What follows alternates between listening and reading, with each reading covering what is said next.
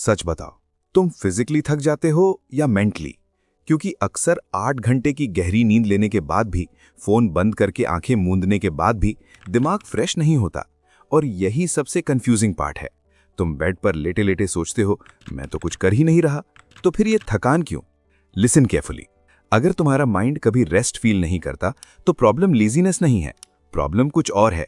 और ये बात 99% लोगों को कभी समझ ही नहीं आती। एक सीन इमेजिन करो, तुम बेड पर हो, बॉडी बिल्कुल रिलैक्स्ड है, पर तुम्हारा माइंड कल की टेंशन में है।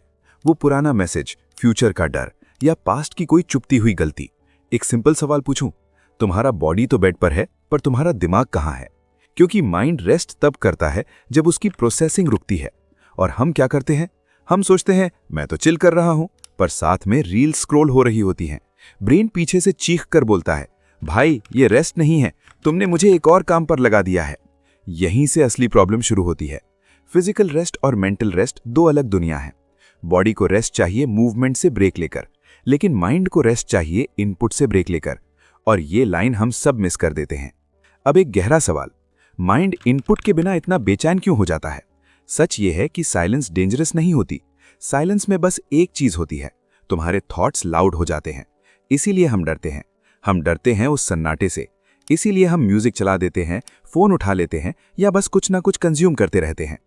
तुम्हारा माइंड काम करने से नहीं थक रहा, वो इसलिए थक रहा है क्योंकि तुम उसे एक सेकंड के लिए भी खाली रहने नहीं देते।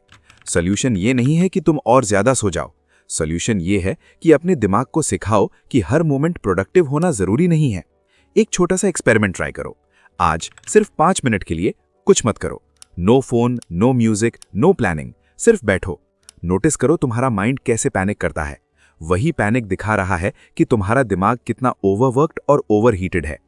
अगर तुमने ये हैबिट अर्ली डेवलप कर ली, तो लाइफ का बड़े से बड़ा प्रेशर भी मैनेजेबल हो जाएगा। नहीं तो माइंड हमेशा बिजी रहेगा, पर रेस्टेड कभी फील नहीं करेगा। माइंड रेस्ट नहीं कर पाता क्योंकि वो लगातार फ्यूचर को कंट्रोल करना चाहता है, और वही कंट्रोल की जिद ओवरथिंकिंग की शुरुआत है। अगर तुम समझना चाहते हो कि ये दिमाग इतना बिजी क्यों रहता है और इसे सही तरीके से अनप्लग कैसे करना है, तो स्क्रीन पर दिखने वाली वीडियो तुम्हारा अगला स्टॉप है। हम वहां चीजें और भी गहराई से समझते हैं, बिना किसी प्रेशर के।